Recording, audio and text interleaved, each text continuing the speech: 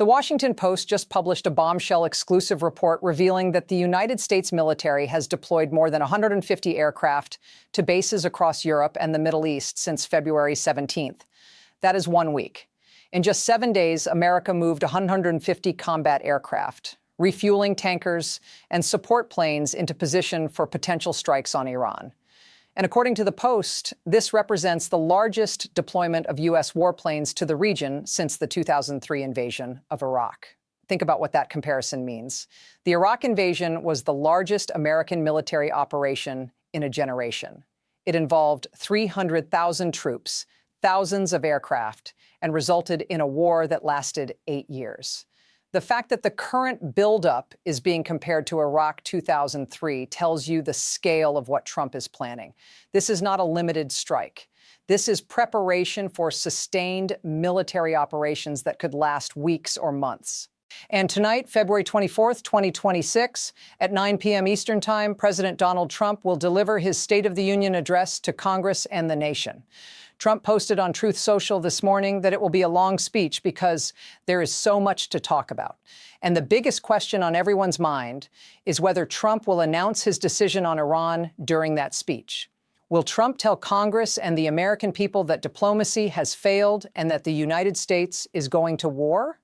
Or will he give Iran one more chance, extending the deadline and trying to pressure Tehran into capitulating? Tonight's State of the Union is not just a political speech. It is potentially the moment when Trump announces the most consequential military action of his presidency. And with 150-plus aircraft already deployed, the decision appears to have already been made. Let me walk you through the Washington Post exclusive that dropped today, what 150-plus aircraft actually means in military terms, why Trump is rejecting warnings from his own generals about the risks of war, what happened in today's Geneva talks that showed diplomacy is failing, and why tonight's State of the Union could be the moment Trump declares war on Iran. The Washington Post report, published this morning, states clearly the United States has moved more than 150 aircraft to bases in Europe and the Middle East since February 17th, in what could be the largest deployment of American warplanes in the region since the 2003 invasion of Iraq. Let me emphasize the timeline. February 17th is 7 days ago. In just 1 week, America deployed 150-plus aircraft. That is not a gradual buildup. That is a rapid surge designed to achieve strike-ready capability as quickly as possible. The Post report does not specify exactly which types of aircraft were deployed, but based on previous reporting and open-source flight tracking data, we know the deployment includes F-35 Lightning II stealth fighters, F-22 Raptor air superiority fighters, F-16 Fighting Falcons, B-2 Spirit stealth bombers, KC-135 and KC-46 aerial refueling tankers, and various support aircraft including electronic warfare planes, reconnaissance aircraft, and cargo transports. The F-35s and F-22s are the most critical. These fifth-generation stealth fighters can penetrate heavily defended airspace without being detected by radar. They are designed specifically for the kind of mission that striking Iran would require, suppressing air defenses, destroying command and control nodes, and hitting high-value targets deep inside hostile territory. The B-2 bombers are equally important. Each B-2 can carry up to 40,000 pounds of ordnance, including GBU-57 massive ordnance penetrator bombs. These are 30,000-pound bunker busters designed to destroy deeply buried facilities that conventional weapons cannot reach. Iran's nuclear enrichment facilities at Fordo and Natanz are buried under mountains. Only the GBU-57 can destroy them completely. And the refueling tankers are what make the entire operation possible. Israel is approximately 1,000 miles from the nearest Iranian targets and up to 1,500 miles from targets deep in eastern Iran. Strike aircraft cannot fly that far, hit targets, and return without refueling multiple times in flight. The presence of dozens of tankers means the U.S. can sustain hundreds of sorties over days or weeks. But here is what makes the Washington Post report even more significant. The Post spoke to unnamed military officials and analysts who provided context about the deployment. According to the report, one factor driving the buildup is that Trump wants overwhelming force in place before making his final decision. Trump does not want to order strikes and then discover that additional aircraft are needed. He wants everything ready so that when he gives the order, the operation can begin immediately with maximum force. Another factor is that Trump is operating on a compressed timeline. According to the Post, Trump's advisors have told him that if he is going to strike, it needs to happen soon.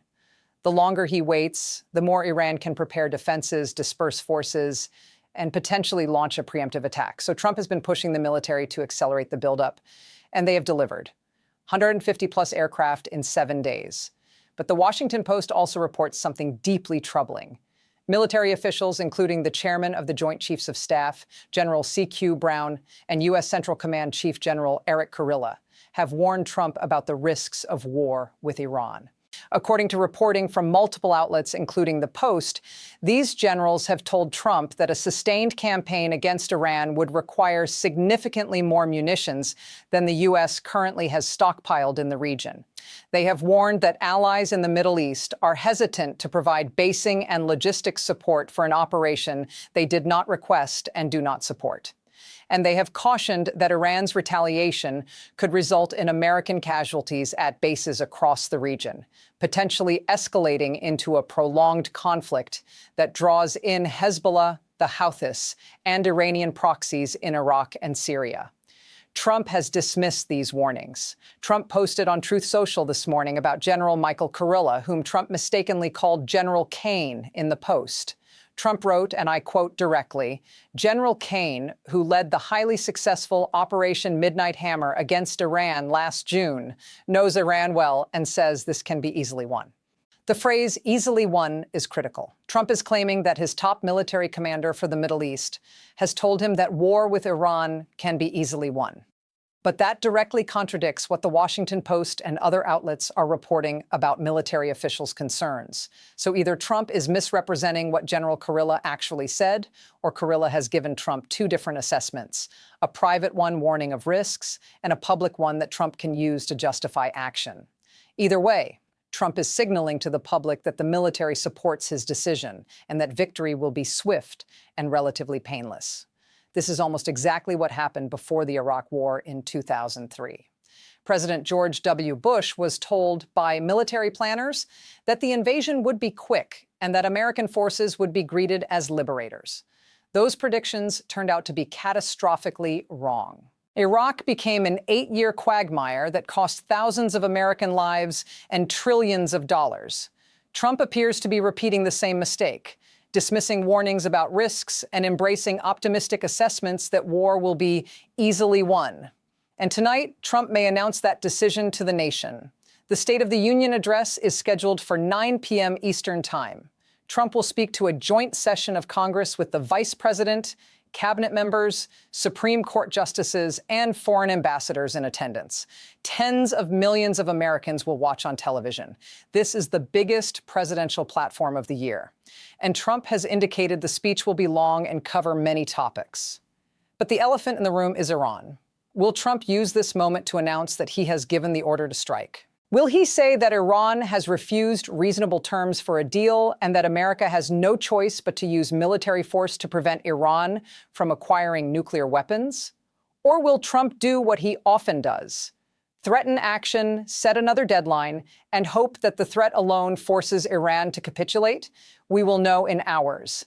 But before we get to tonight's speech, let me tell you what happened today in Geneva that suggests diplomacy is effectively dead. The third round of U.S.-Iran nuclear talks took place today in Geneva, Switzerland. American negotiators Steve Witkoff and Jared Kushner met with Iranian Foreign Minister Abbas Araghchi for approximately 3.5 hours. After the meeting, both sides issued statements. Iran's foreign ministry spokesman Esmail Baghaei said the talks were held in a serious and constructive atmosphere, and that both sides agreed to continue diplomatic efforts. That sounds positive. But then Baghaei added critical caveats. He said Iran will never capitulate under pressure. He said Iran views any American or Israeli military strike as an act of aggression that will be met with a decisive response. And he emphasized that Iran is prepared to defend its territorial integrity and national interests. In other words, Iran is saying, we are willing to talk, but we will not surrender. And if you attack us, we will fight back. The American side was even less optimistic. Steve Witkoff gave an interview on Fox News over the weekend where he expressed frustration that Iran has not capitulated despite the enormous military pressure Trump has applied. Witkoff said, and I quote, "Trump is curious as to why Iran hasn't capitulated. Why, under this pressure, with the amount of sea power and naval power over there, why haven't they come to us and said we don't want a weapon? So here's what we're prepared to do." That question reveals everything about Trump's thinking. Trump genuinely expected that deploying 2 aircraft carrier strike groups, moving 150-plus aircraft into the region, and threatening military action would force Iran to completely surrender. Trump thought Iran would beg for mercy and accept any terms America dictated. But Iran has not capitulated. And Trump does not understand why. The answer is actually simple. Iran cannot capitulate without triggering regime collapse. If Supreme Leader Ayatollah Ali Khamenei agrees to dismantle Iran's nuclear program, transfer all enriched uranium out of the country, destroy ballistic missiles, and end support for Hezbollah and Hamas, he will be viewed by Iranian hardliners as having surrendered to American imperialism. Khamenei would lose all credibility, the Revolutionary Guards would turn against him, and the regime could fracture. So Khamenei has decided that accepting war is less dangerous than accepting Trump's demands. Iran is gambling that it can survive American strikes, inflict enough pain through retaliation to make the war politically costly for Trump, and ultimately force a negotiated settlement that allows Iran to save face. But Trump does not see it that way. Trump sees Iranian defiance as irrational, and he is preparing to use overwhelming force to break that defiance. Which brings us to tonight. At 9 p.m. Eastern Time, Trump will stand before Congress and deliver the State of the Union. Historically, State of the Union addresses focus on domestic policy, the economy, healthcare, immigration, crime. But this year is different. The Iran crisis has dominated Trump's presidency since he took office in January. And tonight is Trump's opportunity to explain to the American people why he is considering war. Trump could use the speech to make the case that Iran is on the verge of acquiring nuclear weapons, that diplomacy has been exhausted, and that military action is necessary to protect American security and prevent nuclear proliferation in the Middle East. Trump could argue that the 150-plus aircraft deployed represent a defensive measure to deter Iranian aggression, and that strikes, if they occur, will be limited in scope and duration. Trump could invoke the authorization for use of military force that Congress passed after 9/11, claiming it gives him the authority to act against terrorist organizations like the IRGC without additional congressional approval. And Trump could present the operation as a continuation of the successful Operation Midnight Hammer from June, which set back Iran's nuclear program without triggering a wider war. But Trump could also do the opposite. He could announce that Geneva talks have made progress and that he is giving Iran additional time to meet American demands. He could set a new deadline of March 15th or April 1st and say that if Iran agrees to the framework by then, sanctions will be lifted and war avoided. He could use the speech to pressure Iran publicly, saying the choice is theirs, deal or destruction. The problem is that we genuinely do not know which Trump we will see tonight. Trump is unpredictable. He makes decisions based on instinct, mood, and the last person he talked to. Multiple sources have reported that Trump's advisors are divided. Some are pushing for immediate strikes, others are urging restraint, and Trump has been bouncing between both camps. So tonight's speech could go either way. But the fact that 150-plus aircraft have been deployed suggests the decision has been made. You do not move that many warplanes in 1 week unless you are planning to use them. The logistics, the cost, the operational complexity of deploying 150-plus aircraft is enormous. The military does not do that as a bluff. They do it because the commander-in-chief has indicated he wants the capability to strike, and he wants it now. And there is one more factor that suggests war is imminent. Secretary of State Marco Rubio is scheduled to fly to Israel on February 28th, 4 days from now. Rubio will meet with Israeli Prime Minister Netanyahu to provide what the State Department calls an update on Iran negotiations. But the timing is not coincidental. February 28th is 2 days before the March 2nd IAEA Board of Governors meeting in Vienna. That meeting could censure Iran for refusing inspectors access to nuclear sites. And as we have documented, the last time the IAEA censured Iran on June 5, 2025, Israel launched strikes within 24 hours. Rubio is flying to Israel on February 28th to coordinate final strike plans so that when the IAEA censures Iran on March 2nd, both the U.S. and Israel can act immediately, following the exact pattern from June. The timeline is clear today, February 24th. Geneva talks fail. Iran refuses to capitulate. Tonight, February 24th, Trump delivers State of the Union, potentially announces decision on Iran. February 28th, Rubio arrives in Israel, coordinates strike plans with Netanyahu. March 2nd, IAEA censures Iran. Diplomatic cover established. March 3rd, U.S.-Israeli strikes begin within 24 hours of censure.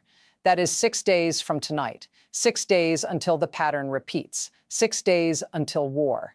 What should you watch tonight during the State of the Union to determine if Trump is announcing war or giving diplomacy more time? First, listen to how Trump describes the Iran threat. If he uses apocalyptic language about nuclear weapons and imminent danger, he is preparing the public for war. If he emphasizes progress in talks and Iran's willingness to negotiate, he is extending the diplomatic track. Second, watch for specific timelines. If Trump says Iran has days or weeks to make a deal, note the exact deadline. That will tell you when strikes could happen. Third, listen for authorization language. If Trump says he has consulted with military commanders and they recommend action, or if he invokes existing congressional authorizations for military force, he is laying legal groundwork for strikes. Fourth, watch congressional reactions. If Republican leaders applaud and Democrats look worried, Trump said something hawkish. If both parties look nervous, Trump may have announced imminent military action. And fifth, watch international reactions after the speech. If European allies issue urgent statements calling for restraint, if Russia condemns Trump, if oil prices spike in overnight trading, markets and governments believe war is coming. 150-plus aircraft deployed in 7 days, largest buildup since Iraq 2003. Geneva talks failed today. State of the Union tonight. Rubio to Israel in 4 days. IAEA meeting in 6 days. Every indicator points toward war. Tonight, we may learn if Trump has decided to pull the trigger. Subscribe and turn on notifications because the State of the Union begins in hours.